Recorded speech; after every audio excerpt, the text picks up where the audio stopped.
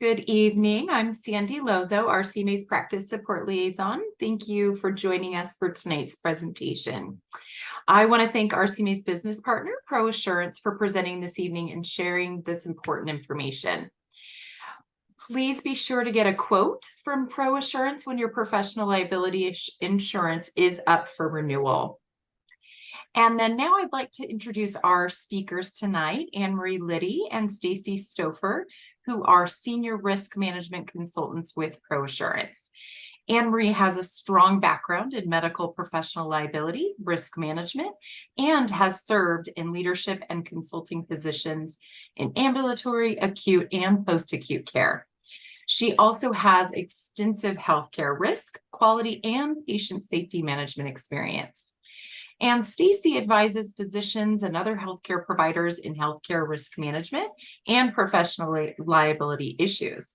Stacy practiced law as a city attorney for over 22 years in both civil and prosecutorial roles. Welcome, Anne-Marie and Stacy. And as Sandy said, I'm Stacy Stouffer and I'm a risk manager with ProAssurance. Before we get started, I have a couple of items to review. This presentation is scheduled for 1 hour. The information contained in this presentation is intended as a risk management advice, and it does not constitute a legal opinion, nor is it a substitute for legal advice. Legal inquiries about the topics discussed during this presentation should be directed to an attorney. And as mentioned, there's our little pictures. That's who we are. The faculty and planner for today's program have no relevant financial relationships to disclose. And now, Anne-Marie is going to handle the first portion of the presentation. So take it away, Anne-Marie. Thank you, Stacy, and good evening, everyone. First, I'd like to go over our learning objectives and how they will support your ability to, one, identify factors that lead to medication errors and increase professional liability risk. And we're going to do this by exploring the entire medication delivery process and reviewing some claim case examples. And two, we're going to assess your practice for risk exposures associated with gaps in the medication management process. And three, implement strategies to decrease error and improve patient safety throughout the medication management process. So to better understand claim risks related to medication management, we've reviewed data from the MPL Association Data Sharing Project, which is a national medical liability claims database. Specifically, we looked at closed claims between January of 2016 through December of 2019. And we identified over 2,000 closed claims that had a primary allegation involving medications or IV fluids. And over this period, the primary allegations involving medications or IV fluids were the third most frequent and the third most expensive claims. The top specialties involved in these claims were internal medicine with just about 20%, anesthesiology, and then internal medicine subspecialties. And finally, the most frequent locations where these claims occurred were independent clinics or practitioner's office, and they comprised almost 50%, 48% of the claims. And then hospitals and ambulatory surgery centers were third. So later in the presentation, we're going to explore real-life claim case scenarios resulting from breakdowns in the medication management process that occurred with some of our insureds. But first, let's review some basic definitions. The National Coordinating Council for Medication Error Reporting and Prevention defines a medication error as any preventable event that may cause or lead to harm or lead to inappropriate medication use or patient harm while the medication is controlled by you, the healthcare professional, the patient, or the consumer, and that such events may be related to professional practice, healthcare products, procedures, and systems.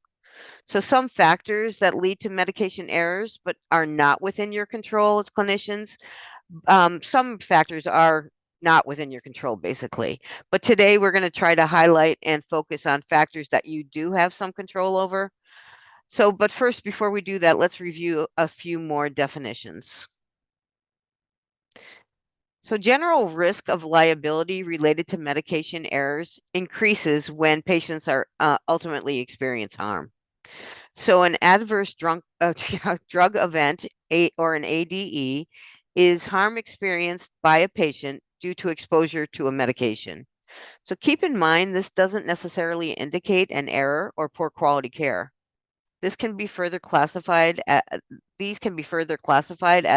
preventable, potential, ameliorable, or non-preventable. So preventable ADEs result from a medication error that reaches the patient and causes any degree of harm. These represent about half of all ADEs. Potential ADEs are medication errors that don't cause any harm. Ameliorable ADEs occur when a patient experiences harm from a medication that, while not completely preventable, could have been mitigated. And then the non-preventable ADEs result when the medication has been prescribed and administered appropriately. And these are also known as adverse drug reactions or side effects. So now let's review the basic medication delivery process to start to get an idea of where errors can occur and the potential for liability exists.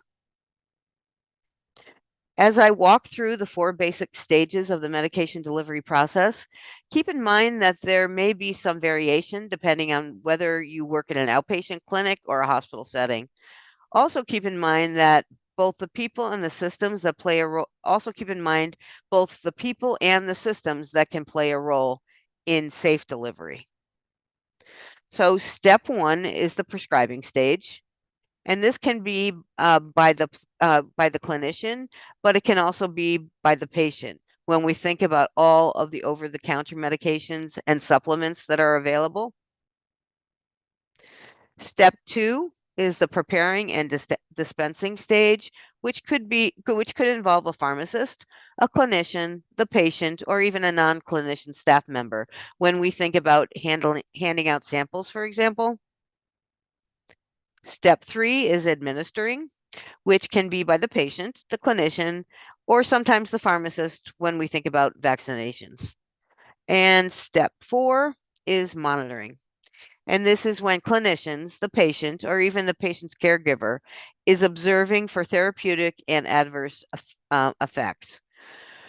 When the medication delivery process while the medication delivery process can certainly vary depending on setting, each step in the process includes critical points at which decisions and actions can contribute to an error. So you can see where there are many critical steps along the way. And human error can play a role, but system or processes without the proper checks and balances seem to be the root cause of many of the errors in the cases that we're going to review today. So starting with the prescribing stage, let's start to explore where process breakdowns may occur. So the first and perhaps the most complicated of all the steps in the medication delivery process is prescribing. For prescribers, this is where clinical decision-making regarding selecting the appropriate med and regimen occurs. During this stage, an order is placed or the RX is generated. Patient education occurs and documentation of the process ensues. Since this step is so complex, it's not surprising that it's in this stage that's cited as the main source of most medication errors. So this is where they occur a lot of the time. The reasons for errors in this stage might be insufficient knowledge about the medication and its correct use. It could be insufficient knowledge about the patient, miscommunication among providers, could be lapses in clinician performance, or lapses in documentation. As I mentioned earlier, that today's focus will be on systems issues rather than the clinical decision making. A recent ECRI blog also encourages a focus on systems and system solutions to prevent medication errors. ECRI partners with organizations such as the World Health Organization and the Institute of Safe Medication Practices, or ISMP. And they provide educational resources and safety guidance to raise awareness of the risks of medication errors. They have recently launched their World Patient Safety Day website, which include guidelines and recommendations for practitioners and safety tips for consumers.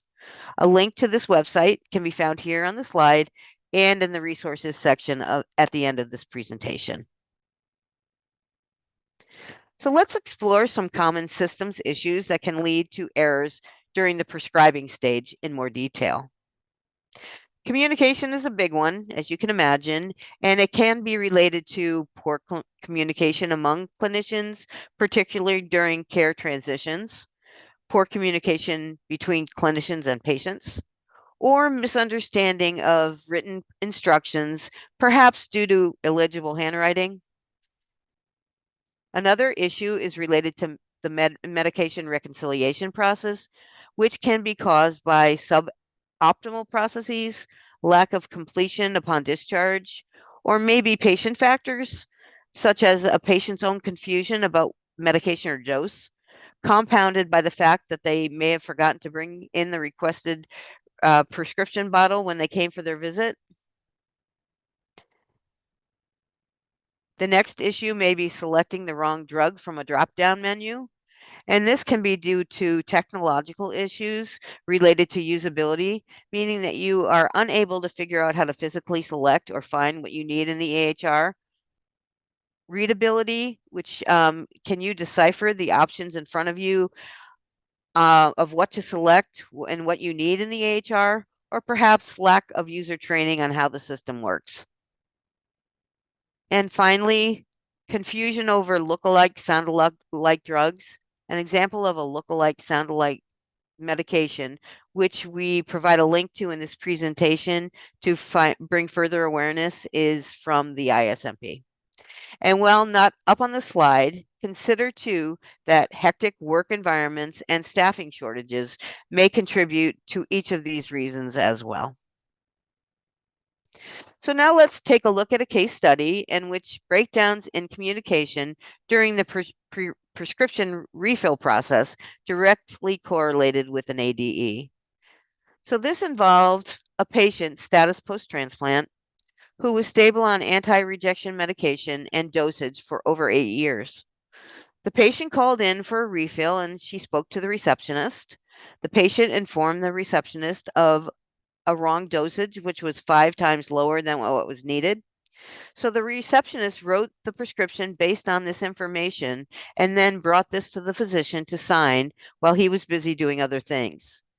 The physician signed the prescription without reviewing the chart and didn't perform a medication reconciliation at the subsequent follow-up visit.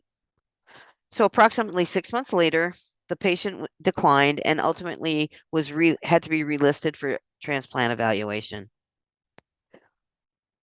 So let's explore what systems-related issues seem to break down during the RX refill process in this case. Well, we can see that there was definitely a breakdown in communication, starting with the receptionist and the patient, and then between the receptionist and the physician. We can also see that there were suboptimal medication refill protocols. These responsibilities were delegated to non-medical staff who didn't have the training, knowledge, or understanding of the importance of verifying the proper dose. And then the physician didn't take the time to review the patient's chart prior to signing off on the prescription. And we should touch on the medication reconciliation issues as well. So the current medication dose wasn't verified at the time of the refill, nor at a subsequent follow-up visit with the physician. It wasn't until later, when lab work abnormalities alerted the physician that there might be an issue. Further investigation revealed the wrong dose had been started when he signed that RX a little over 6 months ago. So consider your current process when patients call in for refills.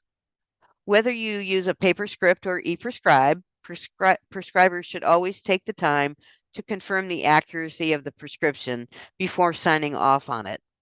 So let's review some of these risk considerations a little bit further. You want to be sure to create a policy and procedure for prescription refills, outlining who's authorized to refill prescriptions, the process for weekend and after hours requests, and the preferred method for transmitting the prescriptions. Requests for prescription refills should be approved by the prescribing physician, and this action should be documented as well. Establish a protocol that requires the prescribing physician to review a patient's medical record prior to approving a patient's request for a prescription refill. Document all prescribing activity in the patient's chart. And when e-prescribing, this is a little bit, but try to choose an EHR system that can identify contraindications, drug interactions, potential errors in dosing, and black box warnings, if at all possible. Be sure to be sure that alerts generated by EHRs are tiered and high priority alerts that they require prescriber response and involvement. If delegating the responsibility for prescribing,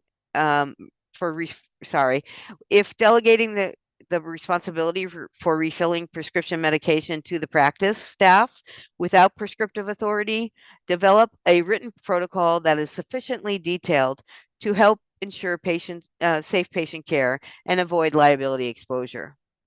Parameters to consider including, but they are but not limited to, which staff can do this and under what circumstances. An example may be refills for maintenance medications for patients who were recently seen. When considering using practice staff without prescriptive authority to enter medication refill orders into an EHR, develop criteria and a process related to automated alerts. Identify hard stops. For example, maybe staff can't complete medication order entry if an automated medication alert is generated. Or maybe the prescriber must review and approve all medication refill orders when an alert has been generated and this action is documented. Whenever possible, avoid verbal orders for prescribing. However, if a verbal order is given, use repeat back processes and document authorization in the medical record. Do not allow verbal order approval for ordering or refilling high alert medications. Okay, so now let's explore another case study. The next unfortunate case scenario highlights a primary breakdown in the medication reconciliation process and communication issues as well. A patient with rheumatoid arthritis, stable on methotrexate, moved into an assisted living facility. A few months later, the patient was admitted to the hospital. A handwritten medication list was provided to the hospitalist from the assisted living facility. The incorrect methotrexate dose on the list resulted in exceeding the daily max dose, but was initiated by the hospitalist. A specialist was consulted when the patient started to decline, who then contacted the original prescribing physician of the methotrexate, and the methotrexate was discontinued after 12 days of receiving the incorrect dose. The patient ultimately passed away from methotrexate toxicity. So the factors contributing to the error in this case started with a staff member at the assisted living facility creating an inaccurate list of meds. Clearly, that list did not reflect the prescription instructions on the patient's pill bottle or what the patient was actually taking at the assisted living facility. Otherwise, he would have been affected sooner by that toxicity. The list that was provided to clinicians who input the incorrect dose into the EHR, when the patient was admitted, the handwritten list was used by the hospitalist who confirmed the dose by checking the ED records, rather than contacting the initial prescriber, contacting the assisted living facility to verify the dose on the pill bottle, or perhaps consulting with the pharmacist, since the physician admitted being unsure that this dosing was accurate during the deposition. Then, while the details were not completely clear, it seems as though the hospital pharmacy The CPOE and the IT systems were not equipped to flag or bring awareness to the issue prior to the nurse administering the medications for 12 days. And lastly, the staff of the assisted living facility and all clinicians involved in the patient's care up to the specialist was up until the specialist was consulted upon the patient's decline, did not have enough knowledge or understanding of safe methotrexate dosing to correct the error, even though this is considered a high alert medication and it carries a boxed warning as well. So no matter your clinical setting, consider your medication reconciliation process anytime the patient changes service, setting, provider, or level of care requiring a new medication order to be written. According to the Patient Safety Network, medication reconciliation is the process of reviewing the patient's complete medication regimen at the time of admission, transfer, and discharge, and comparing it with the regimen being considered for the new setting of care.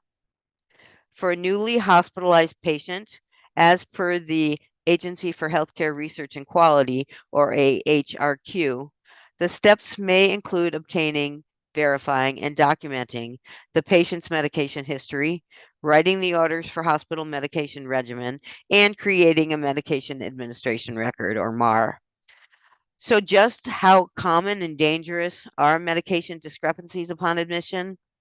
Well, a study intended to measure just this was conducted on patients reporting the use of at least 4 regular prescription medications who were admitted to general internal medicine clinical teaching units. They found that 54% of patients had at least one unintended discrepancy upon admission, and about 39% of these discrepancies had the potential for moderate to severe patient harm. They also found that these discrepancies were not likely to be detected by CPOE systems. Okay, so now let's review risk considerations related to this process. In acute or long-term care settings, be sure to develop clear policies and procedures for each step in the reconciliation process. Provide ongoing education, monitoring, and feedback for the providers involved in the process. Assign primary responsibility for creating the home medication list and for comparing and reconciling variances during care transition orders to someone with sufficient experience. On admission and preferably before any medications are ordered, create a complete list of the patient's current medications, including over-the-counter and supplements with dose and frequency included. When transferring the patient from one level of care to another, review the patient's home medication list, the current medication orders, and transfer orders. Prior to discharge, provide the patient with a medication list that includes all the medications that the patient should be taking after being discharged, including over-the-counter and supplements. Do not include medications that were given in hospital if those medications are not supposed to be continued after discharge. Think of the list as a summary of the meds the patient will be taking to help them to understand what to do. In a clinic setting, maintain up-to-date medication lists with dates initiated, name of the medication, administration route, dose, and the dates the medications are to be discontinued. Recognize and educate patients about the hazards of polypharmacy, drug-to-drug interactions, and possible side effects, including those associated with over-the-counter medications and supplements. After a hospitalization, compare the patient's pre-admission medications to the medication orders at discharge. Document which medications need to be continued, resumed, or discontinued. An updated medication list should be placed in the chart and given to the patient as well. Document medications prescribed, education that you provided to the patient and family, any applicable informed consent discussions, and any samples that may have been given. Consider requesting that the patient bring all his or her current medications, vitamins, and herbal supplements to the office for an accurate inventory. And then regularly review medication lists to determine whether medications need to be adjusted or whether there are medication contraindications. Okay, so now let's further explore high alert meds, black box warnings, and off-label prescribing. A review of closed claims revealed similar scenarios to the case that we just discussed with methotrexate, where a breakdown in communication and processes led to toxicities of other medications, such as amiodarone, amiodarone, and colchicine, for example. The Institute for Safe Medication Practices has specific recommendations for drugs that bear a heightened risk of causing significant patient harm when they are used in error. The drugs on these lists are not necessarily associated with more errors. However, the consequences of an error with any of the meds is more devastating. The links displayed on this slide will help you to gain familiarity with these lists, and they're tailored towards clinical settings. And some examples of these from these lists include epinephrine, magnesium sulfate, insulin, methotrexate, and digoxin. You may wish to consider implementing additional safeguards for these high alert medications, and ISMP makes some great suggestions to reduce risks. And some of those are standardizing the orders, storage, preparation, and administration of the medications, improving access to information about the drugs. So all staff should be educated on these, even staff who input or handwrite medication lists. Limiting access to high alert medications, using auxiliary labels and automated alerts, employing redundancies, and providing mandatory patient education. In addition to higher risk medications, there are also higher risk patient populations. The elderly population definitely falls into this category. While many factors may contribute to this, some include age-related changes affecting how drugs are absorbed or metabolized, and the fact that older adults tend to be taking more medications in general. So risks associated with polypharmacy come into play as well. Tools are designed specifically to reduce risks associated with prescribing to this population. And one of the more common ones is the Beers criteria for potentially inappropriate medication use in older adults. This includes 5 lists of nearly 100 medications or medication classes to avoid altogether or to use with caution by some or all older adults. The 5 lists are seen here on the slide, and they are medications that should generally be avoided by most older people. 2, those that should be avoided by older people with specific health conditions. 3, those to avoid in combination with other treatments because of the risk of harmful drug-to-drug interactions. 4, those to use with caution because of the potential for harmful side effects. And 5, and finally, those that should be dosed differently or avoided among people with reduced kidney function, which of course impacts how the body processes that medication. So now we're going to discuss another group of drugs that carry higher risks, and those are those with black box warnings. Black box warnings are the strongest warnings the Food and Drug Administration, or FDA, requires and are used to describe and draw attention to serious adverse effects, drug interactions, dosing, and monitoring requirements, patient education, and restrictions to ensure safe use. Black box warnings may be for an individual drug or for an entire class of drug. Providers should be aware of current medication safety data. Drug safety data isn't static either and is subject to change based on post-marketing reporting data. For example, some research indicates FDA-approved novel therapeutics require new post-market boxed warnings nearly 1/3 of the time. Notably, over 600 meds carry these black box warnings, and over 40% of the patients in ambulatory care settings receive at least one of these medications with a black box warning. A medical professional liability claim may occur when a provider is unaware of safety updates, doesn't document the rationale for their decision to prescribe a medication with a black box warning, or does not provide informed consent for a black box medication, and a patient then suffers damages. So now let's review some of the risk reduction strategies related to black box warnings. The first group of strategies is centered around physician knowledge. So you want to be sure to maintain current knowledge of all drugs prescribed, but especially be aware of any drugs with black box warnings. You want to be sure to understand the details of black box warning risks and follow any specific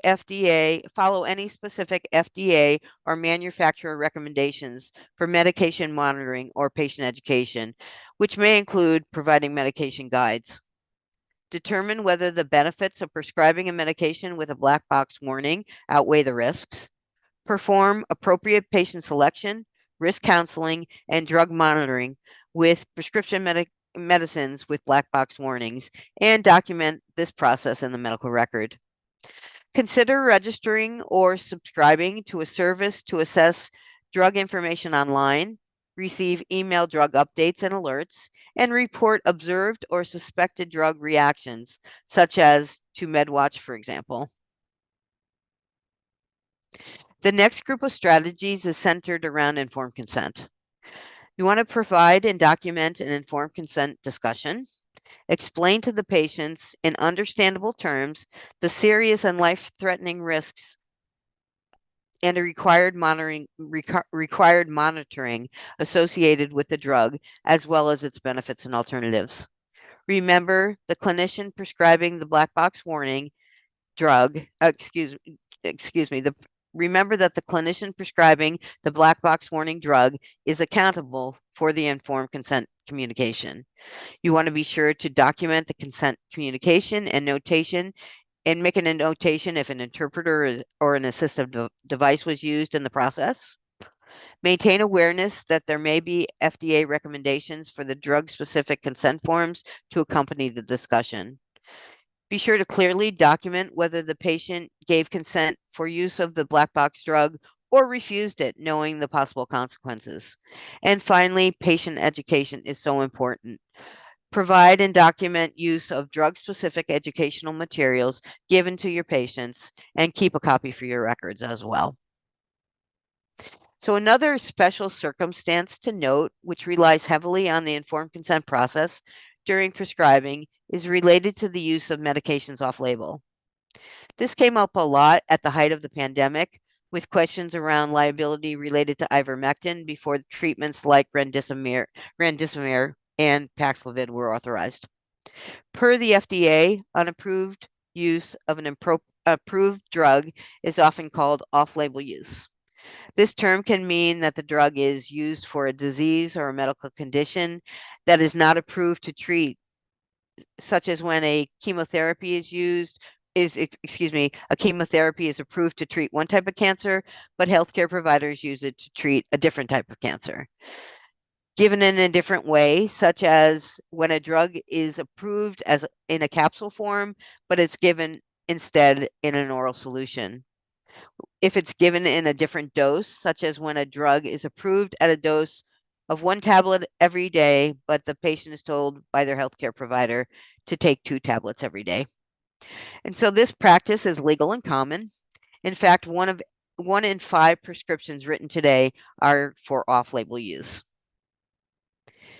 So here's some risk reduction strategies to consider when prescribing off-label medications.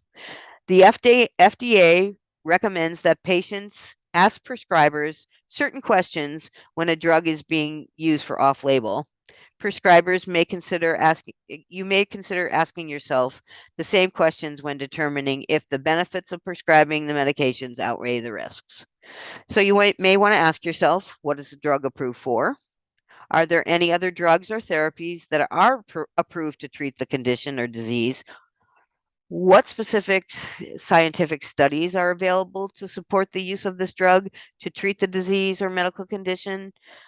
Is it likely that this drug will work better than to treat the disease or medical condition than using the approved treatment? What are the potential benefits and risks of treating the disease or medical condition with this drug? Will health insurance cover the treatment of the disease or medical condition with this drug? Are there any clinical trials studying the use of this drug for the disease or medical condition that the patient could enroll in?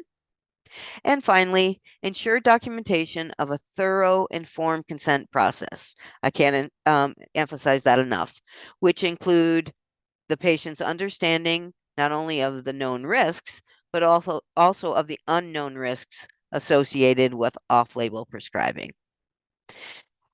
And now I'm going to turn the presentation over to Stacy, who will begin her part of the presentation by sharing information about dispensing and administering medications. Stacy? Thanks, Anne Marie. Now we're going to talk about the next two stages of the medication delivery process, which are dispensing and administering, and those two go hand in hand. Steps include data entry and screening, verification of orders and instructions by the person who's dispensing or administering the medication, and this might be a clinician or the patient themselves. Medication selection and preparation and measurement to ensure the proper dose, and then ultimately administration or ingestion. And there's an added step of documentation for clinicians and sometimes for patients who perhaps were instructed to keep a log of their medications. And while it's not an actual step in the process, the way medications are labeled and stored can greatly impact the successful execution of these steps. So let's explore that a little bit further with a case study. In this case, a patient presents for treatment of cerumen impaction, and an unlabeled dropper bottle thought to contain peroxide is selected to flush the patient's ear. The solution from the bottle is placed in the patient's ear with resulting pain and burning. The ear is then flushed with saline, and it's discovered that the solution in the dropper bottle was actually glacial acetic acid. The patient subsequently developed a perforation of the tympanic membrane, which required surgical repair, which sounds unbelievably painful to me. So let's look at some of the factors that might have contributed to this error. This physician had more than one practice location, and different colored bottles were used to store the peroxide at each location. Peroxide was stored in different areas of the exam room at each location. Also, additionally, the bottles were not appropriately labeled and no warnings were placed to alert of caustic contents inside the bottle that contained the glacial acetic acid. So here are some risk reduction strategies for medication storage. Organize any areas where medications and other substances are stored. Make sure to declutter by disposing of medications or other items that are no longer used. Dispose of expired medications according to federal, state, and local laws and according to manufacturer's guidelines. Assign a specific staff member or members to periodically monitor the storage areas and to make sure that they are neat. Separate medications and products that have similar packaging to reduce the likelihood that these items could be confused. Do not keep any unlabeled medications or substances in the office, and all containers should be labeled and kept in the manufacturer's packaging whenever possible. Make sure that any medications that require refrigeration are stored in a refrigerator that has both the capacity to store the products without crowding and that it can maintain the proper temperature. This refrigerator should be only designated for medications and should not be used for any other items, things like staff lunches or that type of thing. Pay special attention to the storage of high alert medications and products in the office. Establish and follow policies that ensure high alert items, such as controlled or hazardous substances, are secured in restricted areas of the office. Provide your clinical team with education and training on all medications stored on site, including the sample medications. And if you have multiple practice locations, maintain consistency across all the locations in where and how you label and store medications to minimize errors. Now let's review risk reduction strategies associated with dispensing and administering medications. Make sure to recognize and comply with all federal and state laws that regulate the dispensing of medication from a healthcare practice setting. Licensed clinicians should review the patient's record for allergies, contraindications, or potential interactions prior to dispensing. Confirm medications dispensed are in the proper container, properly packaged and labeled, and that the dosage is correct and the expiration date has not passed. Document in each patient's medical record all medications, including samples, dispensed and/or administered. And if you're using an EHR, ensure that all medications dispensed are listed in the record's medication list to ensure that any applicable alerts for allergies or incompatibilities will be accurately displayed. Provide drug information and patient-specific instructions written in a language appropriate for the patient. And consider using drug-specific handouts when dispensing medication. Keep the medication storage area locked with restricted access to a limited number of designees, preferably the licensed personnel. Keep an inventory log of all dispensed medications, including samples, with the lot number noted. Establish procedures to monitor medication for damage and expiration dates at least monthly, and remove outdated and damaged or unwanted medications from the patient care or storage areas. And remember that this should include medications in emergency medical response kits or crash carts as well. And then make sure to dispose of expired or discarded medications according to the manufacturer guidelines and according to federal, state, and local laws. The next stage of the medication management process is monitoring. During this critical stage, you'll assess for therapeutic effect and adverse effect, which may require immediate observation or long-term therapeutic monitoring to ensure the patient's safety. Over time, lab monitoring and follow-up may be required depending on the medication, or patients may need education on the monitoring that they are expected to do at home. This is also where patients may need to seek care and treatment for adverse effects and where mandatory or voluntary reporting could occur. There are many aspects of drug monitoring that we could focus on today, but we're going to touch on a few concepts as they relate to patient safety and follow-up risk management principles. First, you are all aware of the concept of therapeutic drug monitoring, which is the management of a patient's drug regimen based on the serum, plasma, or whole blood concentration of a drug. Depending on your practice and specialty, you might prescribe these drugs frequently or not at all. These are the kinds of drugs that have a narrow therapeutic window so that the margin between desirable and toxic effects is very low. A good example of this would be digoxin. Then there are other drugs more commonly prescribed where monitoring for efficacy is important, but measuring drug concentration is not because there are good clinical indicators of the drug effect and a much lower risk of toxicity. So for example, we can measure blood pressure for those patients on antihypertensive therapy or blood sugar for those who are on diabetic therapies, and we can check cholesterol levels when treating lipid disorders. Monitoring and follow-up is important for these patients so that dosing or therapies can be adjusted as needed. And generally, some degree or type of monitoring will be required for all prescribed drugs. There's actually an interesting study published in the Journal of American Medicine that analyzed the most frequent medication types associated with emergency department visits across the US attributed to harm. You can see the results of that study here on the left, and then on the right, you can see the common medications requiring monitoring, and that list was included in the patient safety program from the CDC to help bring awareness to older adults. The correlation between these common drugs and the drugs that result in hospital visits for those 45 and older particularly stands out. You can see that anticoagulants and diabetes medications top these lists. And we were surprised to see this correlation, particularly for the 45 to 64-year-old age groups. And we were thinking that maybe this tells us that clinicians can do more from a monitoring and patient education perspective to keep these patients out of the hospital. So let's explore this a little bit more.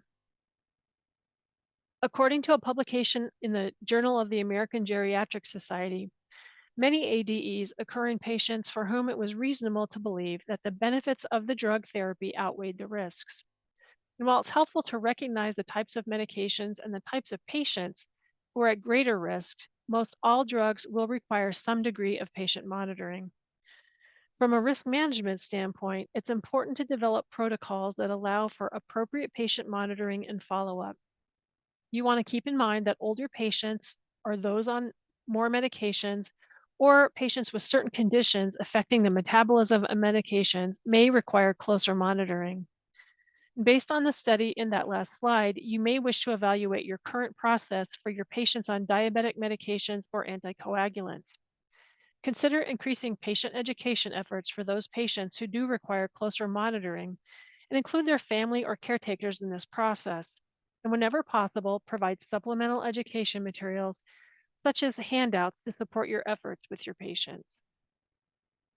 Remember that you and your patient specialist should be working as a team to ensure patient safety. Communicate when you have questions, refer when needed, and always be sure your medication reconciliation process allows for the most accurate view of active medications. If, during the monitoring process, concerns arise, it may be time to reconsider the initial prescribing decision and determine what needs to occur to mitigate any adverse effects. If an adverse drug event occurs, you initiate the appropriate reporting. And this may be to the FDA, the drug manufacturer, or your patient safety organization. When it comes to the FDA, this slide outlines how you can utilize MedWatch to stay informed and how you can report ADEs. You may wish to visit the website shown here to explore all of the ways that MedWatch can support your safe prescribing practices, such as subscribing for drug alerts and directly reporting adverse events. The submitted adverse events go into the FDA Adverse Event Reporting System database for further action, and this process is designed to support the FDA's post-marketing surveillance program. This may trigger activities such as looking for new safety concerns, further evaluations by clinical reviewers, and potential regulatory actions to improve product safety and protect public health. For example, a report that you submit may ultimately result in updating a product's labeling information, restricting the use of the drug, communicating new safety information to the public, or rarely removing a product from the market. You or a patient may also choose to report to the drug manufacturer directly, but ultimately the drug manufacturer must follow the requirements to report to the FDA, and it cycles through the same process. Internally, depending on your practice, you may utilize a patient safety organization or PSO, where you capture both incidents and near misses so that you can initiate patient safety activities to prevent future errors and track and trend your own performance. And this brings us to the last and sometimes forgotten stage in the medication management process, medication error analysis, which should ensue even when a near miss or mistake is almost made. Without analyzing and establishing the cause of an error or near miss and making corrective changes, there's a risk that the error could occur again and affect multiple patients.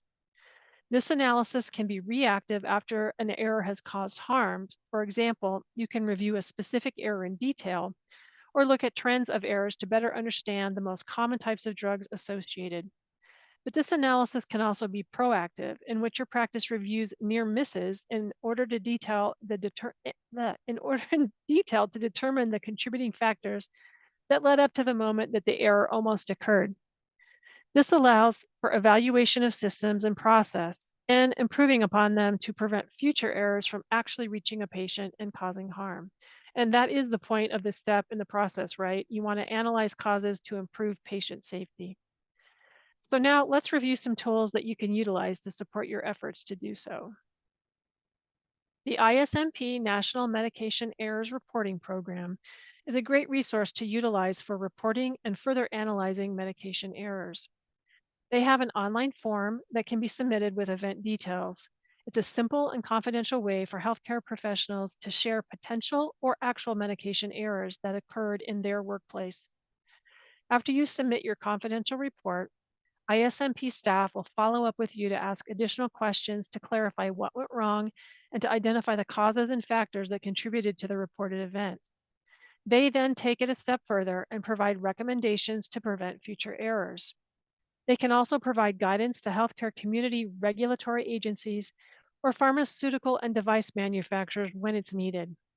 This seems like a great resource to use, and it can also be very helpful for practices that may not have a formal risk management program or patient safety officer to assist with these efforts. Another option is to utilize the root cause analysis method to perform your own thorough review of the incident internally. You've probably heard of this method through the Joint Commission and other patient safety organizations who tend to recommend or even require this method for identifying factors that underlie variation in performance. A root cause analysis focuses primarily on systems and processes and not on individual performance. The product of the root cause analysis is an action plan that identifies the strategies that the organization intends to implement to reduce the risk of similar events occurring in the future. The plan should address things like responsibility for implementation, oversight, and strategies for measuring the effectiveness of the actions. One reason we really like this method is because it's scalable to all different types of practices and organizations and can be very eye-opening. So here are our risk reduction strategies related to medication error analysis, many of which came from the ISMP and the Joint Commission. Review any medication errors and near misses within your organization. Recognize that medication errors are often the result of poorly designed healthcare products and systems issues rather than individual choices or performance. Consider all contributory factors to a medication error. Encourage open communication and reporting medication errors, and in addition, have a system for staff accountability. Perform a formal root cause analysis for medication errors and near misses. Involve the affected staff in identifying the causes and in creating the formal action plans. And designate responsibility for implementation and oversight. Today, we've explored the medication management process to identify different areas where the potential for liability exposure exists. The claimed case examples we reviewed highlight the importance of evaluating your current process at the prescribing stage, particularly when ordering refills, the role that the medication reconciliation process plays in safe prescribing, and how errors occurring at the dispensing or administration stage can be mitigated with appropriate medication labeling and storage. We also discussed the importance of monitoring to ensure safe prescribing and how evaluating medication errors with formal processes like root cause analysis can prevent future patient harm. We hope that this presentation brings awareness to factors that lead to medication errors and increased professional medical liability risk throughout the medication management process, that it encourages you to assess your current medication management process for gaps, and that it ultimately aids in your efforts to implement strategies to decrease medication errors in your patient practice and improve patient safety. We mentioned throughout the presentation that we would have some resource links for you here at the end, and those that we called out and others can be found on this slide. I'd like to draw your attention particularly to number 5 here on the list. This is a great black box warning resource that provides an alphabetical and searchable list of medications with black box warnings. Earlier, we said that some of these drugs have specific FDA requirements, such as distribution of medication guides. And this website has those particular drugs bolded, and then you can click on them to be redirected to the FDA website that provides the actual medication guides. So we just thought that this might be very useful for you. And we do encourage you to look through the other resources here as well that you and your patients may appreciate. We truly take the time or appreciate you taking the time to attend our program today, and we hope that you've learned something new, or at least are thinking about ways for your practice to be better protected.